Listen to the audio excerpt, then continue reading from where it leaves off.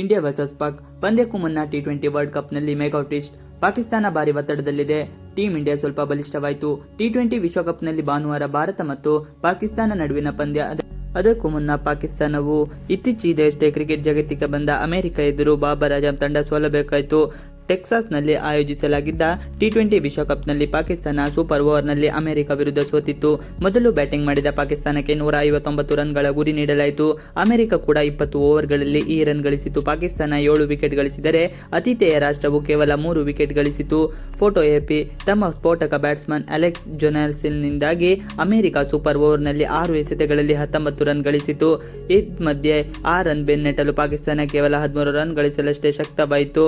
ಇಂದಿನ ಗೆಲುವಿನ ಫಲವಾಗಿ ಅಮೆರಿಕ 2 ಪಂದ್ಯಗಳಲ್ಲಿ 2ರಲ್ಲಿ ಗೆದ್ದು 4 ಅಂಕಗಳೊಂದಿಗೆ ಗುಂಪಿನಲ್ಲಿ ಅಗ್ರಸ್ಥಾನದಲ್ಲಿದೆ. ಈ ಗುಂಪಿನಲ್ಲಿ ಭಾರತ 2ನೇ ಸ್ಥಾನದಲ್ಲಿದೆ. ಐರ್ಲೆಂಡ್ ವಿರುದ್ಧದ ಪಂದ್ಯದಲ್ಲಿ ಗೆದ್ದು 2 ಅಂಕಗಳೊಂದಿಗೆ 2ನೇ ಸ್ಥಾನದಲ್ಲಿದೆ.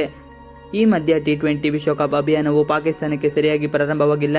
ಏಕೆಂದರೆ ಒಂದೆಡೆ ಭಾರತ ಮತ್ತು ಪಾಕಿಸ್ತಾನದ ಮೆಗಾ ವೋಲ್ಟೇಜ್ ಪಂದ್ಯದ ಮೊದಲು ಸೋಲು ಅವರನ್ನು ಮಾನಸಿಕವಾಗಿ ಸ್ವಲ್ಪ ಒತ್ತಡಕ್ಕೆ ಸಿಲುಕಿಸಿದೆ. ಈ ಮಧ್ಯೆ ಭಾರತ ಮತ್ತು ಟಿ20 ಮಾದರಿ ಕ್ರಿಕೆಟ್ನಲ್ಲಿ 12 ಬಾರಿ ಮುಖಾಮುಖಿಯಾಗಿದ್ದು ಇದರಲ್ಲಿ ಭಾರತ 8 ಪಂದ್ಯಗಳನ್ನು ಗೆದ್ದಿದೆ. ಇದರಿಂದಾಗಿ ಅಂಕಿಅಂಶಗಳು ವಿಷಯಗಳು ಭಾರತದ ಬಹಳ ಮುಂದಿದೆ. ಈ ಮಧ್ಯೆ ಈ ದಿನದಂದು ಪಾಕಿಸ್ತಾನ ಸೋಲುವಿಗೆ ಪರಿಣಾಮವಾಗಿ ಇಡೀ ಗುಂಪು ಮುಕ್ತವಾಗಿ ಉಳಿತು. 4 ಗುಂಪಿನಲ್ಲಿ ಅಗ್ರ 2 ತಂಡಗಳು ಸೂಪರ್ 8 ಹಂತಕ್ಕೆ ಹೋಗುತ್ತವೆ. ಹೀಗಿರುವಾಗ ಎ ಗುಂಪಿನಲ್ಲಿ ಭಾರತ ಪಾಕಿಸ್ತಾನ ಹೋಗಬಹುದು ಎಂದು ಪಾಕಿಸ್ತಾನ ಅಭಿಮಾನಿಗಳು ಭಾವಿಸಿದರೆ ತಪ್ಪಾಗುತ್ತದೆ. ಏಕೆಂದರೆ ಆಗಲೇ ಅವರು ಅಮೆರಿಕ ವಿರುದ್ಧ ಸೋತು ಒತ್ತಡ ಹೇರಿದ್ದಾರೆ. ಹೀಗಿರುವಾಗ ಭಾರತ ಪಾಕಿಸ್ತಾನ ಪಂದ್ಯದಲ್ಲಿ ಸೋಲನ್ನು ಅನುಭವಿಸಿದರೆ ನಿಜಕ್ಕೂ ಭಾರತದ ಪರಮ ವೈರಿ ರಾಷ್ಟ್ರವಾದ ಅಧೋಗತಿಗೆ ಹೋಗುತ್ತದೆ.